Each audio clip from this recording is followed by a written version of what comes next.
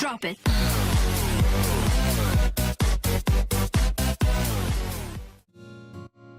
Hi, எல்லாரும் எப்படி இருக்கிறீங்க?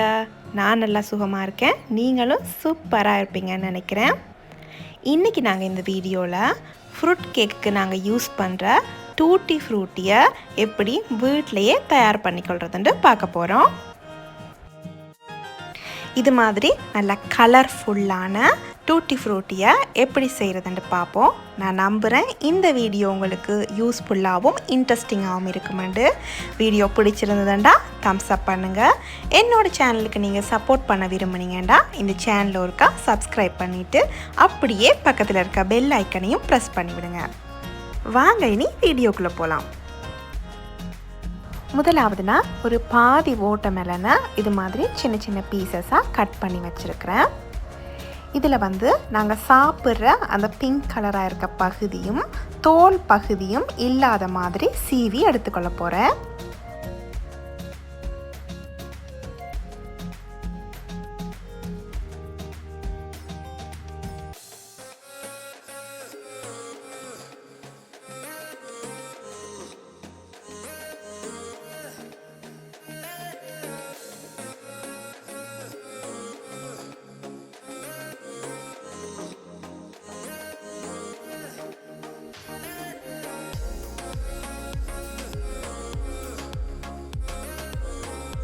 இப்போ எங்களுக்கு தேவையான அந்த சதை பகுதியை இது மாதிரி க்ளீன் பண்ணி எடுத்தாச்சுது. இனி நான் இதை சின்ன சின்ன பீசஸாக வெட்டி எடுத்துக்கொள்ள போகிறேன்.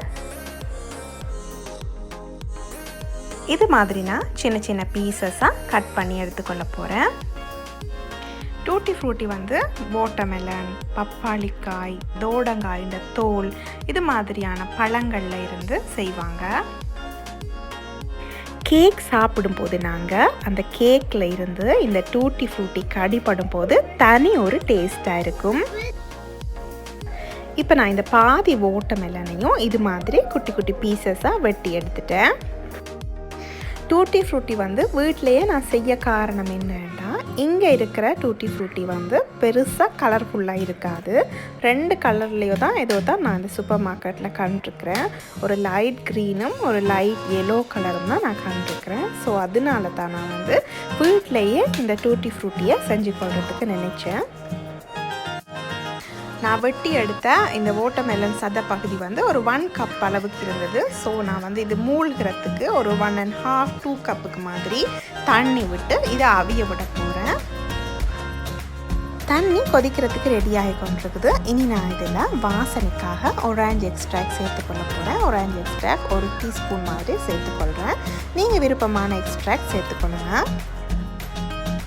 இப்போ இந்த தண்ணி கொதிச்சுட்டுது. இனி நான் இதில் இந்த வாட்டர்மெலன் பீசஸை சேர்த்துக்கொள்ள போகிறேன். இந்த பீசஸை நாங்கள் ஒரு 10 நிமிஷத்துக்கு லோ ஃப்ளேமில் அவிச்சு கொள்ள போகிறோம். கிட்டத்தட்ட ஒரு 10 நிமிஷத்துக்கு இதை அவிஞ்சிட்டுது. இப்போ பார்த்தீங்கன்னா இது பாதி அளவு வெந்துட்டுது. இனி நான் அடுப்பு ஆஃப் பண்ணிவிட்டு வடித்து எடுத்துக்கொள்ள போகிறேன்.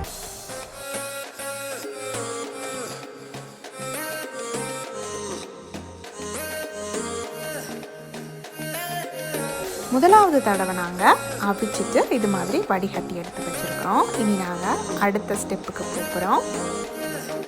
இப்போ நான் அடுப்பில் ஒரு சட்டியை வச்சு அதுக்கு 1/2 கப் சுகர் சேர்த்துருக்கேன்.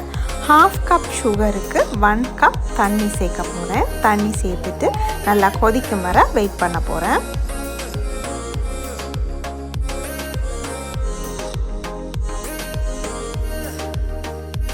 சுகரை நான் இந்த தண்ணியில் கரைச்சி கொள்கிறேன்.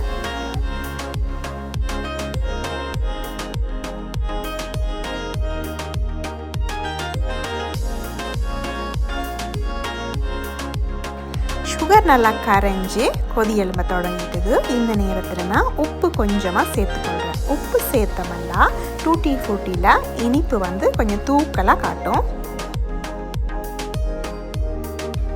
உப்பை சேர்த்துட்டுனா அவிச்சு வடித்து எடுத்து வச்சுருக்கிறேன் வாட்டர்மெலன் சதை பகுதியை இதோட சேர்த்துக்கொள்ள போகிறேன். சேர்த்துட்டு ஒரு 20 to 30 நிமிஷம் வரையும் அப்படியே லோ ஃப்ளேமில் அவிய விடணும். நீங்கள் இதுக்கு கூடவா தண்ணி விட்டுட்டீங்கன்னா ஒரு கம்பி பதம் வரும் வர அவிய விட்டுக்கொள்ளுங்க. ஒரு 25 நிமிஷத்துக்கு பிறகு தண்ணியெல்லாம் வற்றி இது மாதிரி வந்துட்டுது. ஒரு 30 நிமிஷத்தில் தண்ணியெல்லாம் வற்றிட்டுது. தண்ணியெல்லாம் வற்றின பிறகு வடிகட்டி ஆற வச்சுட்டு 3 பாத்திரத்தில் போட்டு வச்சுருக்கிறேன். ஏனெண்டா நான் வந்து 3 கலர் கலக்க போகிறேன். அதனால 3 பாத்திரத்தில் இதை வேறையாக பிரித்து வச்சுருக்கிறேன். இதில் நான் கலக்க போகிற 3 கலரும் 3 விதமாக எடுத்திருக்கிறேன். க்ரீன் கலர் வந்து லிக்விட் கலரில் எடுத்திருக்கிறேன். எல்லோ கலர் வந்து பவுடர் கலர்ஸில் எடுத்திருக்கிறேன். ரெட் கலர் வந்து ஜெல் கலரில் எடுத்திருக்கிறேன். முதலாவதுனா இந்த முதலாவது பாத்திரத்தில் இருக்கிறதுக்கு ரெட் ஜெல் கலர் சேர்த்து கலந்து கொள்ள போகிறேன்.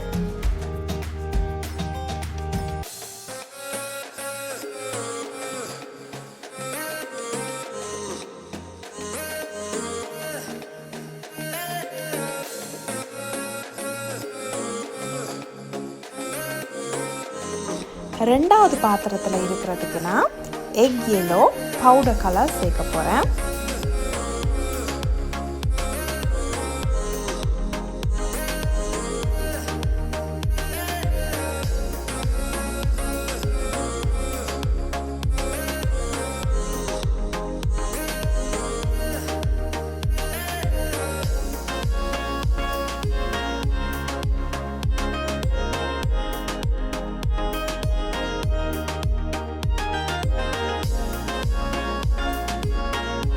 கடைசியாக இருக்கிற பாத்திரத்தில் நான் வந்து லிக்விட் க்ரீன் கலர் சேர்த்துக்கொள்ள போகிறேன். சேர்த்துட்டு கலந்து கொள்ள போகிறேன். நல்லா டார்க்காக இருக்கணுன்றதுக்காக எக்ஸ்ட்ராவாக கலர் கொஞ்சம் சேர்த்துக்கொள்கிறேன்.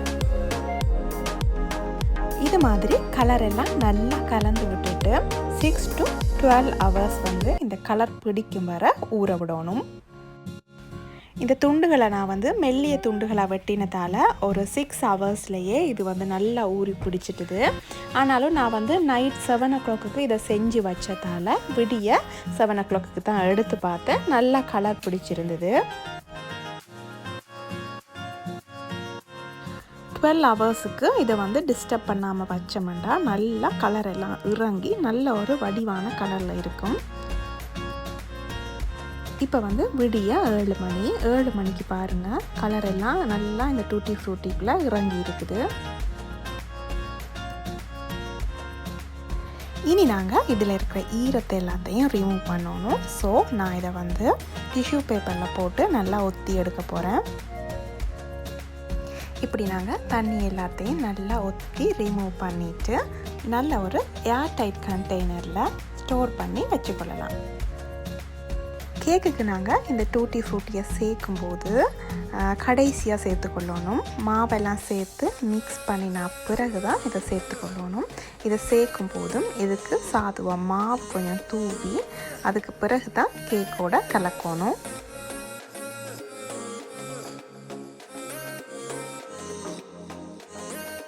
இது மாதிரி நான் 3 கலர் டூட்டி ஃப்ரூட்டியையும் டிஷ்யூ பேப்பரில் ஒத்தி எடுத்துக்கொள்ள போகிறேன்.